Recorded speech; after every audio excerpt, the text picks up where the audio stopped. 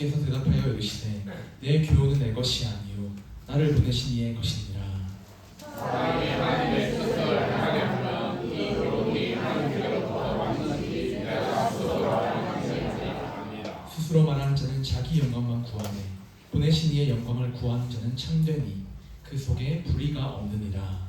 모세가 너희에게 율법을 주지 아니하였으나 너희 중에 율법을 지키는 자가 없도다. 너희가 어찌하여 나를 지키려 하느냐. 무리가 대답하되 당신은 귀신이 들렸도다. 누가 당신을 죽이려 하나이까. 예수께서 대답하시되 내가 하나님의 일을 행하면 너희가 하나님을 말미암아 이상히 여기는도다. 모세가 너희에게 할례를 행했으니 그러나 할례는 모세에게서 난 것이 아니요 조상들에게서 난 것이라. 그러므로 너희가 안식일에도 사람에게 할례를 행하느니라. 예수께서 대답하시되 내가 한 가지 일을 행하매 너희가 다 이로 말미암아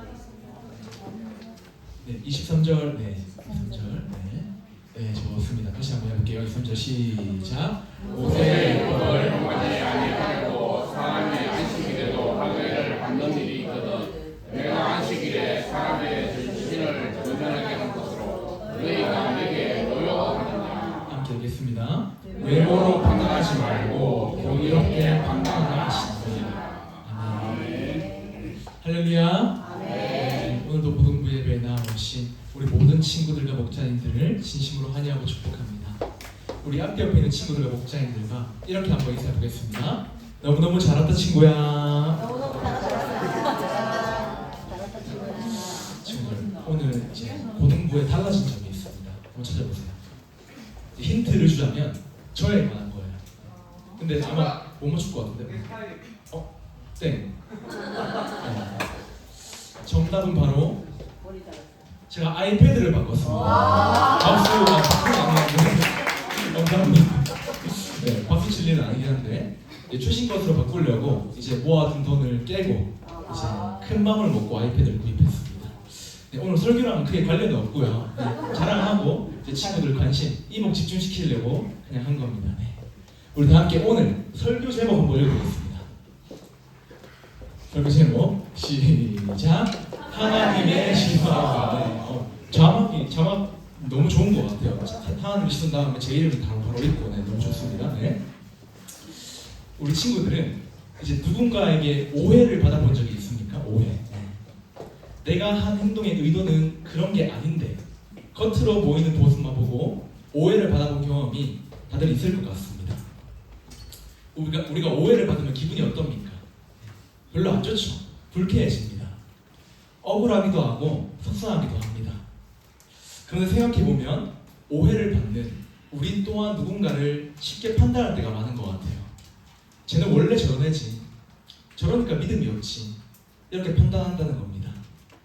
겉모습이나 모습, 분위기, 그 한 장면만 보고 그 사람 전체를 판단할 때가 너무 많다는 것입니다.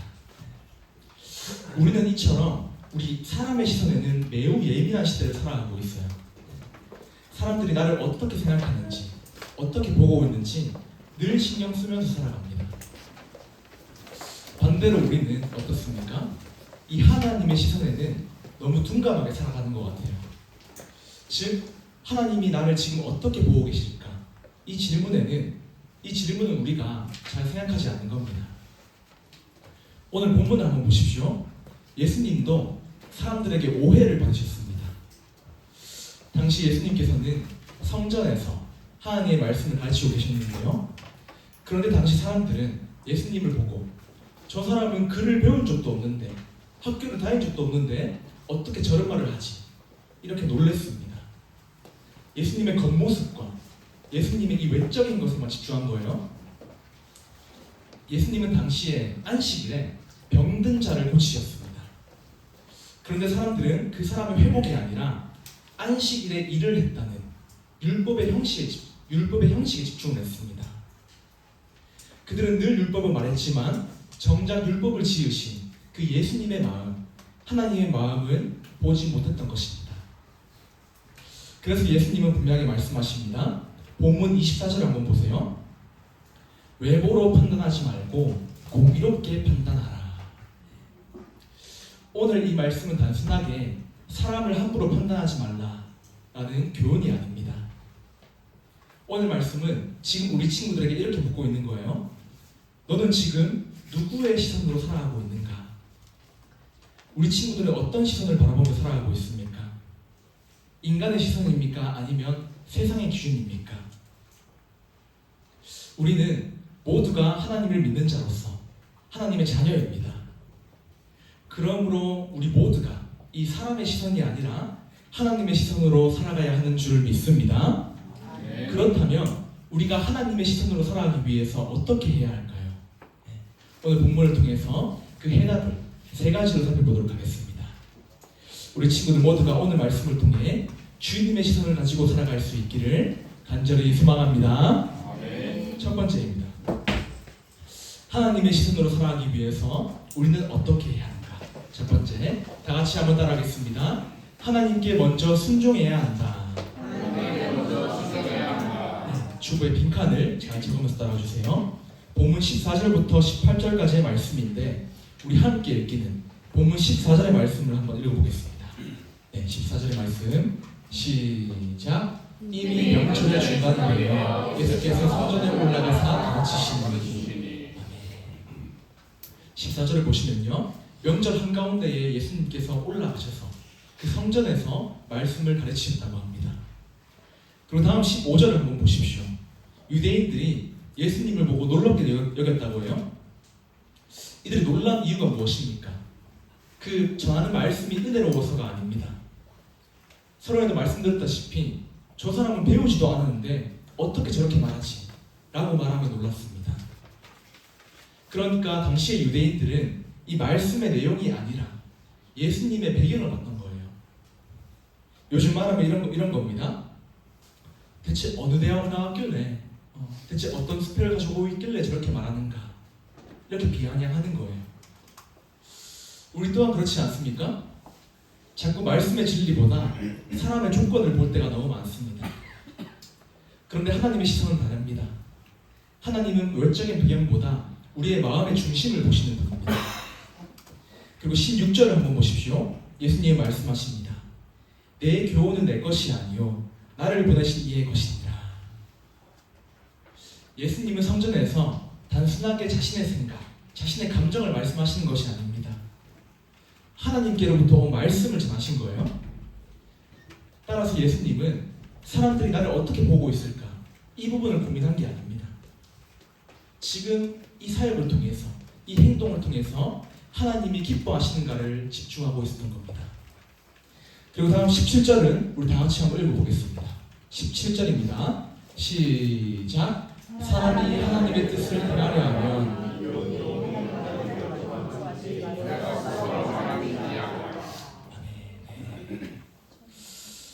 이게 제 1대지 핵심 구절인데요. 사람이 하나님의 뜻을 행하려 하면 알리라. 즉 사람이, 우리 친구들이, 우리 인간이 하나님의 뜻에 순종하며 하나님의 교훈을 알 수 있다는 겁니다.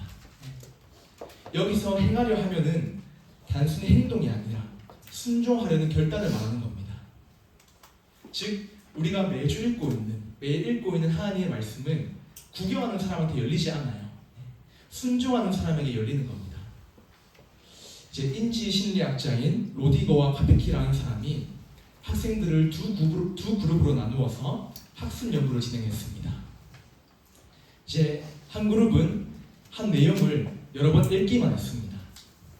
그리고 나머지 한 그룹은 읽은 후에 직접 시험을 보면서 떠올려 보았습니다. 그 결과 일주일 뒤에 두 그룹의 결과를 비교했을 때 단순히 읽기만 한 그룹보다 직접 시험을 보면서 떠올려 본 그룹이 훨씬 더 오래 학습 내용을 기억했다고 합니다. 즉, 이 글만 주구장창 읽는 것보다 직접 해본 사람이 그 내용을 더 깊이 기억하고 이해한다는 것입니다. 또한 교육학자인 데이비드 콜드는 이렇게 말했습니다. 제가 읽어드릴게요. 사람은 교육을 듣는 것을 넘어 그것을 직접 경험하고 적용할 때 진짜 배움이 완성된다. 학습 내용뿐입니까? 우리의 신앙생활도 마찬가지입니다. 설교를 100번 듣는 사람보다 말씀을 한번 실제로 순종해 본 사람이 하나님을 더 깊이 이해하고 주님께 더 순종하는 사람인 겁니다. 기도에 대한 설교를 많이 들은 사람보다 단 1분이라도 하나님 앞에서 무릎 꿇어본 사람이 기도가 무엇인지 아는 거예요. 그리고 용서에 대한 말씀을 들은 사람보다 실제로 용서하고 사랑한 사람이 하나님의 마음을 더 잘 압니다. 그래서 예수님은 17절에서 이렇게 말씀하시는 겁니다. 행하면 알리라. 그리고 다음 18절 한번 보시면요. 스스로 말하는 자는 자기 영광을 구하지만 보내신 이의 영광을 구하는 자는 참되다라고 말씀하십니다. 여기서 핵심은 영광의 방향입니다. 나의 영광을 구하면 말씀이 나에게 들어오지 않습니다. 하지만 주님의 영광을 구하면 우리가 순종할 수 있는 겁니다. 우리가 순종이 어려운 이유는 말씀을 몰라서가 아닙니다. 나의 영광을 내려놓기 싫어서입니다. 사랑하는 친구들, 우리 친구들은 지금 어떻습니까? 우리 친구들 매주일마다 말씀 듣잖아요. 말씀 들을 때 이게 맞는 말인가를 먼저 묻습니까? 아니면 오늘 말씀을 통해 내가 어떻게 순종할 수 있을까? 이걸 먼저 묻고 있습니까? 친구들, 이 순종은 이해의 결과가 아닙니다. 믿음의 출발점이에요. 그래서 이번 한 주 동안 우리 친구들이 성경을 읽고 큐티를 할 때 말씀을 딱 한 가지 정해서 그날 안에 바로 실천해 보시기 바랍니다. 예를 들면 정직하라는 말씀이면 그날은 거짓말하지 않기, 용서하라는 말씀이면 용서해야 할 친구에게 먼저 말을 걸어보기, 또한 기도하라는 감동이 들면 자기 전에 단 3분이라도 기도해보는 것. 아주 작고 사소해 보이지만 하나님 말씀에 순종하는 것이 주님의 시선대로 살아가는 모습입니다. 하나님의 시선은 순종하는 자에게 열립니다. 우리 친구들과 목자님들 모두가 하나님께 순종함으로써 주님의 시선을 가지고 살아갈 수 있기를 간절히 소망합니다. 아멘. 두 번째입니다. 친구들, 네. 두 번째, 하나님의 시선으로 살아가기 위해서 우리는 어떻게 해야 하는가? 다 같이 한번 따라해 보겠습니다. 형식이 아니라 본질에 집중해야 한다. 좋습니다. 본문 19절부터 23절까지의 말씀인데 우리 함께 읽기는 본문 19절의 말씀 한번 읽어보겠습니다. 시작. 모세가 너희에게 율법을 주신 아니하니까 너희 중에 율법을 지키는 자가 없도다. 너희가 마치 않은 너희가 주님이라. 아멘. 본문 19절을 보시면요, 예수님은 당시 유대인들의 모순을 지적하고 있습니다. 이 당시 유대인들은 율법 학자였어요. 율법이라 하면 박사였습니다. 그래서 이 율법을 당당하게 자랑했습니다. 자기들은 이 율법을 아는 사람이다, 율법을 잘 지키는 사람이다 라고 자랑하고 다녔습니다. 그런데 예수님께서 뭐라고 말씀하십니까? 너희 중에 율법을 지키는 자가 없다 라고 말씀하십니다. 왜입니까? 겉으로는 지금 외식적으로는 율법을 말하고 있었지만 예수님을 죽이고 있었기 때문입니다. 그들에게 이 율법이라는 형식과 룰은 있었지만 본질인 주님의 뜻과 말씀은 없었던 거예요. 친구들, 저를 한번 봐주세요. 좋습니다. 저를 한번 봐주세요. 좋습니다. 저는 매주일마다 우리 친구들이 전사님 얼굴을 볼 수 있도록 노력할 것입니다. 보세요, 지금. 지금 좋습니다. 지금 이대로 유지해주세요. 템포를. 좋습니다. 그리고 본문 20절을 한번 보십시오. 유대인들이 예수님을 보고 당신은 귀신이 들렸다라고 말합니다. 자신들의 그 거짓된 모습은 보지 못하고 오히려 예수님을 공격하는 것입니다. 그리고 본문 21절부터 23절까지의 말씀은 안식일 논쟁 이야기입니다. 우리가 21절 한번 볼까요? 한번 읽어보겠습니다. 21절. 시작. 예수께서 대답하여 이르시되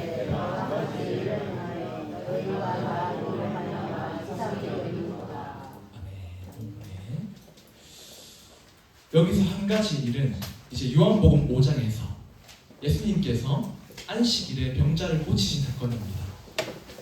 예수님은 당시에 38년 된 병자를 고치셨습니다. 죽은 자가 살아났던 거예요. 그런데도 유대인들은 이 기적을 보고도 감격하지 않았습니다.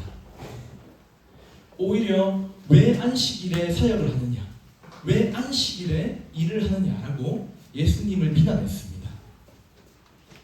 사람의 회복보다 이제 안식일의 규정, 율법이 그들에게 더 중요했던 것이죠. 이 형식이 본질을 덮어버린 순간입니다. 그리고 다음 22절을 한번 보십시오. 너희가 안식일에도 사람에게 할례를 해야 하느니라라고 말씀하십니다. 이제 율법에 따르면요, 태어난 지 8일째 되는 날 모든 남자 아이는 할례라는 걸 행해야 합니다. 그런데 그 8일째가 이제 안식일이면 어떻게 하겠습니까? 유대인 본인들은 안식일이라도 8일째면 할례를 행했습니다. 이해되나요, 친구들? 네. 그리고 23절은 다 같이 한번 읽어볼게요. 23절. 네. 시작. 모세의 율법을 변하지 아니하고 사람이 안식일에 영원을 변하는 일이 있거든 내가 안식일에 사람의 전신을 건전하게 하는 것으로 너희가 너희에게 어려워하느냐. 아멘. 친구들, 이 할례는 이제 몸의 일부에 행하는 의식이었습니다. 그런데 예수님께서는 요한복음 5장에서 한 사람의 전신을 회복시키셨습니다. 그래서 예수님께서는 안식일에 할례를 행하는 일도 있는데 왜 내가 안식일에 사람을 살리면 안 되냐고 역설적으로 지금 말씀하시는 겁니다. 즉 당시 유대인들은 이 율법의 목적을 잊어버린 겁니다, 친구들. 이 율법의 목적은 하나님 사랑과 이웃 사랑입니다. 그리고 그 사랑은 결국 사람을 살리는 거예요. 율법의 궁극적인 목적은 사람을 살리는 거에 있습니다. 그런데도 이제 율법의 목적에답게 예수님께서 사역을 행하셨음에도 불구하고 유대인들은 그 모습을 보고 분노했습니다. 왜입니까? 본질이 아니라 율법이라는 그 껍데기, 형식만 붙들고 있었기 때문입니다. 형식을 붙들고 본질인 이 말씀과 사랑을 놓치고 있었던 거예요. 사랑하는 친구들, 우리도 유대인과 다르면 좋겠지만 다를 바가 없는 모습들이 있을 겁니다. 우리가 지금 매주 예배를 드리죠. 그리고 이 예배는 형식이 아니라는 것을 잘 알고 있습니다. 그리고 우리가 1월 초에 살펴봤다시피 이 예배는 하나님 사랑의 본질입니다. 하지만 이 예배가 그냥 사랑 없는 반복이 된다면 우리 친구들에게 형식이 될 수 있습니다. 예배에 사랑이 빠지면 형식이 되는 거예요. 기도도 마찬가지입니다. 기도는 우리가 하나님과 교제할 수 있는 가장 직접적인 방법입니다. 그러나 우리가 진실된 마음 없이 그냥 시간만 채우고 있다면 기도도 우리한테 형식이 될 수 있는 겁니다. 그리고 교회 안에서만 거룩해 보이고 학교에서는 전혀 다른 모습이라면 그것도 형식인 겁니다, 친구들. 형식은 있는데 사랑과 본질은 없는 신앙이라는 거죠. 하나님의 시선은 우리에게 형식을 보시는 것이 아니라 그 안에 담긴 마음과 중심과 사랑을 보십니다. 우리 친구들 모두가 이 시간 나에게는 형식은 있는데 형식은 지키는데 본질은 있는지 한번 돌아보시기 바랍니다. 그리고 이번 주에 내가 붙들고 있는 그 형식 하나를 내려놓고 하나님과 이웃을 향한 사랑과 본질을 한번 붙잡아 보시기 바랍니다. 예를 들어서 보여주기식의 신앙의 모습, 억지로 드리는 예배 태도를 버리는 겁니다. 그리고 본질인 이 하나님의 말씀을 붙들고 말씀을 통해서 하나님 사랑과 이웃 사랑을 회복하는 것입니다. 친구들 오해하지 마세요.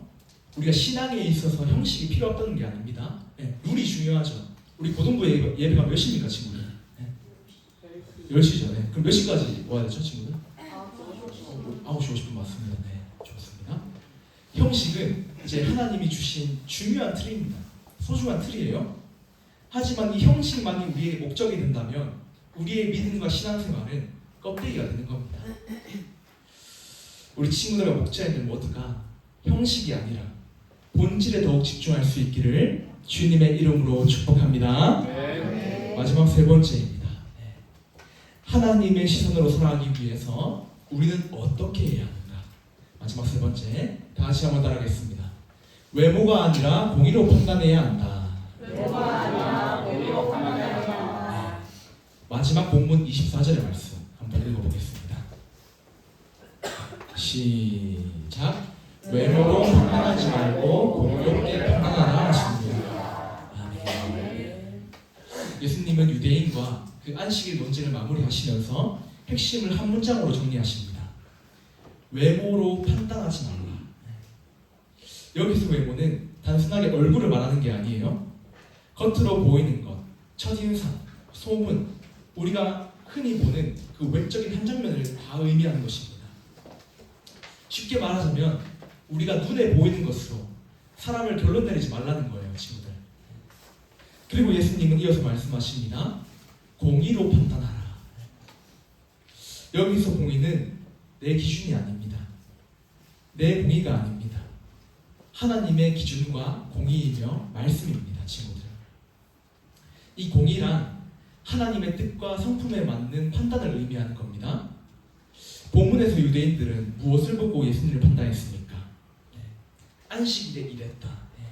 그 한 장면만 보고 예수님을 정죄하고 비판했습니다. 그들은 예수님의 마음도 예수님의 목적도 보지 않았습니다.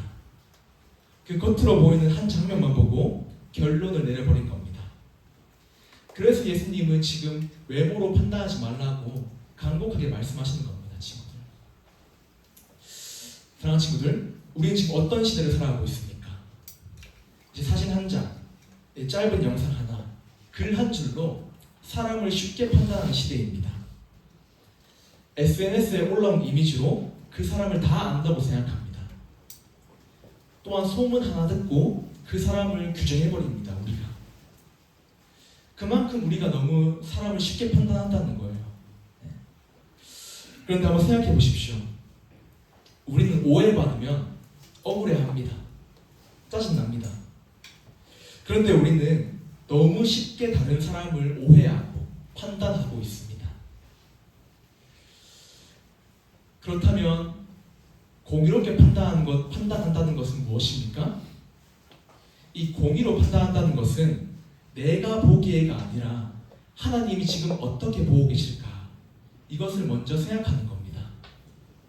내 감정이 아니라 하나님의 말씀을 기준으로 생각하는 거죠. 내 기분이 아니라 하나님의 성품에 맞게 반응하는 것입니다. 그래서 이번 주에 이것을 한번 실천해 보십시오. 이제 누군가를 판단하고 싶은 순간이 다가온다면 즉시 이렇게 한번 질문해 보세요. 내가 지금 이 사람에 대해 알고 있는 것이 전부일까? 그리고 하나님은 지금 이 사람을 어떻게 판단하고 계실까? 이 질문을 한번 떠올려 보시기 바랍니다. 그리고 내가 먼저 그 이미지 한 장으로 사람을 판단하기 전에, 결론을 내리기 전에 그 사람을 위해서 한번 기도해 보시기 바랍니다. 판단 대신에 기도, 제 정죄 대신에 이해하려는 시도, 이것이 공의로 판단하는 훈련입니다. 정리해보자면 하나님의 시선으로 살아가기 위해서는 외모가 아니라 하나님의 기준, 하나님의 공의로 판단해야 합니다. 말씀의 결론을 맺겠습니다. 오늘 우리는 요한복음 7장 말씀을 통해서 하나님의 시선이라는 제목으로 말씀을 살펴봤는데, 하나님의 시선을 가지고 살아가기 위해서 어떻게 해야 하는지 간략하게 세 가지로 살펴봤죠. 첫 번째로 하나님께 먼저 순종해야 합니다. 이해가 먼저가 아니라 순종이 먼저입니다. 우리가 순종할 때 말씀을 통해서 하나님의 뜻이 보이고 순종할 때 하나님의 마음을 알게 되는 것입니다. 그리고 두 번째로 형식이 아니라 본질에 집중해야 합니다. 이 형식은 하나님이 우리에게 허락하신 귀한 룰이고 틀이지만 그 안에 사랑이 없다면 껍데기가 되는 겁니다. 그리고 율법의 본질은, 이 말씀의 본질은 하나님 사랑과 이웃 사랑입니다. 그리고 예배의 본질은 하나님 사랑이고 안식일의 본질은 회복입니다. 따라서 하나님의 시선은 그 형식이 아니라 그 안에 사랑이 담겨 있는지 보시는 거예요. 마지막 세 번째로 외모가 아니라 공의로 판단해야 합니다. 주변의 친구들의 겉모습, 외모, 소문을 듣고 판단하지 말고 말씀을 통해서 하나님의 기준으로 하나님의 마음으로 판단하는 것입니다. 사랑하는 친구들, 우리는 현재 이 사람의 시선에 너무 쉽게 흔들립니다. 그러나 예수님 한번 보세요. 예수님은 사람의 시선이 아니라 하나님의 뜻을 보셨습니다. 그리고 형식이 아니라 본질을 끝까지 붙드셨고 끝까지 말씀에 순종하셨습니다. 그리고 그 말씀에 순종하심으로써 우리 친구들 한 사람 한 사람을 살려주셨습니다. 따라서 우리 친구들 이번 한 주간 세상이 아니라 사람의 시선이 아니라 하나님을 바라보시기 바랍니다. 먼저 말씀에 순종하고 하나님의 뜻을 깨닫고 본질을 붙들며 주님의 공의대로 살아가시기 바랍니다.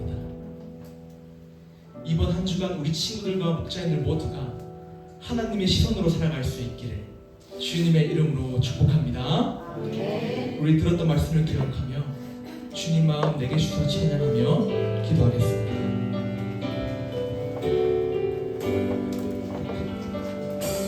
보소서 주님, 나의 마음은 선한 것 하나 없습니다. 그러나 내 모든 것 주께 드립니다. 사랑으로 안으시고 날 새롭게 하소서. 보소서 주님, 나의 마음은 선한 것 하나 없습니다. 그러나 내 모든 것 주께 드립니다. 사랑으로 안으시고 날 새롭게 하소서. 주님 마음 내게 주소서. 내 아버지 주님 마음 내게 주소서. 나를 향하신 주님의 뜻이 이루어지도록 주님 마음 내게 주소서. 두 손을 마음에 모으고 찬양하며 나아가겠습니다. 오소서 주님, 오소서 주님, 나의 마음은 선한 것 하나 없습니다. 그러나 내 모든 것 주께 드립니다. 사랑으로 안으시고 날 새롭게 하소서. 오소서 주님, 나의 마음은 선한 것 하나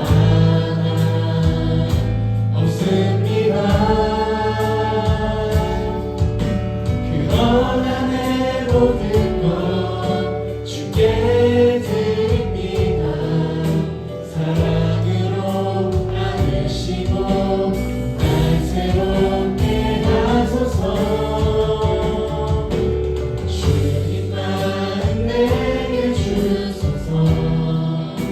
내 아버지 주님 마음 내게 주소서. 나를 향하신 주님의 뜻이 이루어지도록 주님 마음 내게 주소서. 주님 마음 내게 주소서. 주님 마음 내게 주소서. 내 아버지 주님 마음 내게 주소서.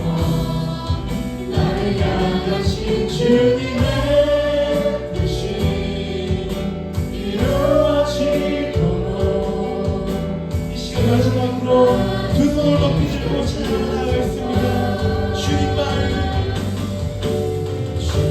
마음 내게 주소서.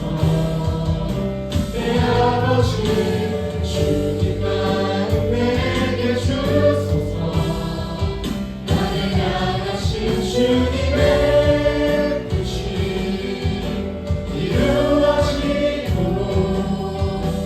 주님 마음 내게 주소서. 우리 시간 짧은 시간입니다. 두 눈을 감고 두 손을 모으고 기도하고 나아가길 원합니다. 주님,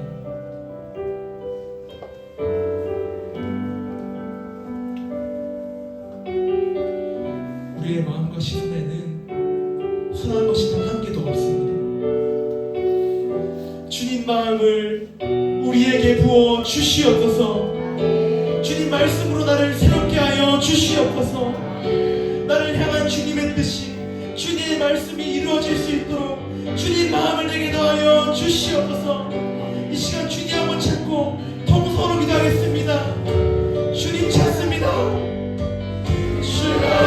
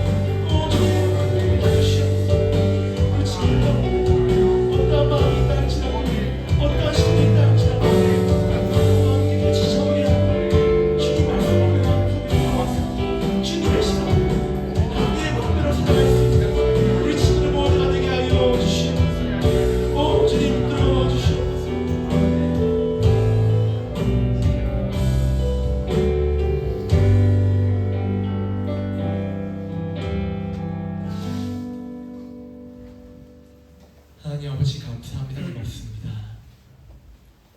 오늘 요한복음 7장 말씀을 통해서 하나님의 시선으로 살아가는 삶이 무엇인지 깨닫게 하시니 감사합니다. 아멘.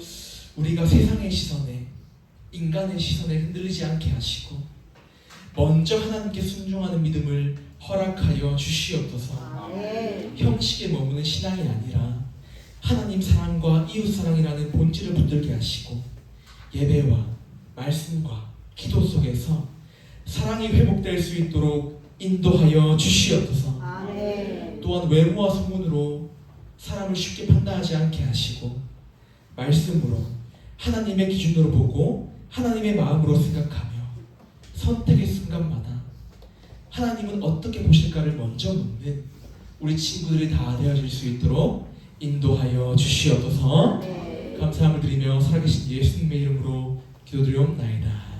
아멘. 우리 이 시간 내게 있는 모든 것을 찬양 드리심으로